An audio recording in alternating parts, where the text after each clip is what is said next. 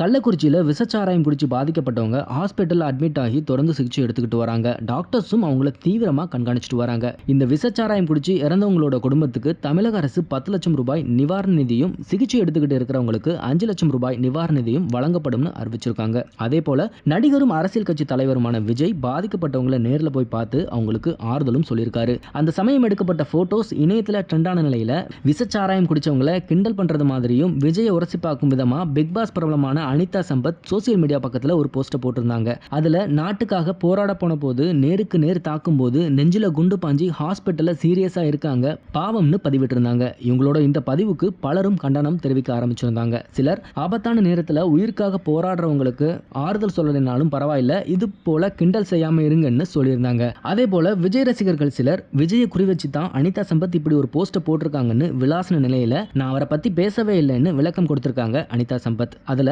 என்னோட போஸ்ட்ல நான் விஜய் பத்தி சொல்லவே இல்லை, அவரை பத்தி நான் எங்கேயும் தப்பா பேசல, மனைவி குழந்தைங்களை கவனிக்காம பணத்தை கொண்டு போய் கள்ளச்சாராயம் குடிச்சு ஹாஸ்பிட்டல் அட்மிட் ஆயிருக்காங்க, அவங்கள ஊடகங்கள் தியாகி போல காட்டுறாங்க, நான் ஊடகங்களை நோக்கி தான் அந்த கேள்வியை கேட்டேன், இது விஜயை நோக்கி வைக்கப்பட்ட விமர்சனம் கிடையாது, உலகத்துல எத்தனையோ பேர் 5-10ன்னு சேர்த்து வச்சு தங்களோட பிள்ளைங்களை படிக்க வைக்கிறாங்க, அப்படிப்பட்ட அப்பாக்கள் இருக்கிற நம்ம ஊர்ல இப்படி ஊதாரித்தனமா சுத்துறவங்களை பார்க்கும்போது ஆதங்கமா இருக்கு, இறந்து போனவங்களை பாவம்னு சொல்றதை விட அவங்களோட மனைவி குழந்தைங்களை தான் பாவம்னு சொல்லணும்னு சொன்ன அனிதா சம்பத் தன்னோட பதிவை சரியா புரிஞ்சுக்கிட்டவங்களுக்கு நன்றின்னு சொல்லியிருக்காங்க. இது மாதிரியான சினிமா நியூஸ் பத்தின அப்டேட்டுகளை நீங்க உடனுக்குடன் தெரிஞ்சுக்கணும்னா மறக்காம நம்ம சினி மாடல் சேனலை சப்ஸ்கிரைப் பண்ணிக்கோங்க.